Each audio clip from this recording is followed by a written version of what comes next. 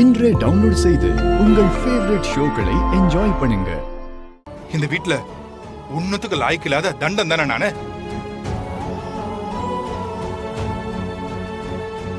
என்னால இந்த வீட்ல எந்த பிரயோஜனமும் இல்லைன்னு என்ன மட்ட தண்டன் முடிவு பண்ணிட்டீங்கல்ல. இவன் ஒண்ணு பண்ணிட்டு இருக்கான், அதுக்கெல்லாம் நீங்க சப்போர்ட் பண்ணிட்டு இருக்கீங்கல்ல. இத்தனை நாள் புரியல, ஆனா இப்ப புரியுதுடா. இப்ப தெளிவா புரியுதுடா.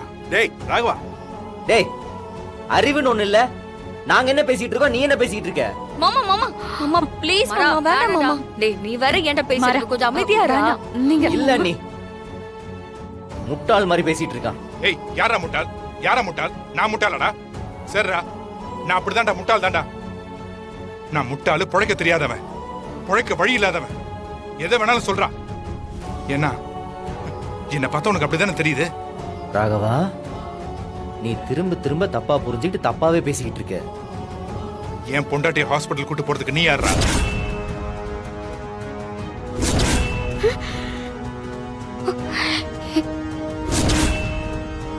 சொல்றா, நீ யாரா? டேய் யாரா நீ? ராகவா, டேய் மாமா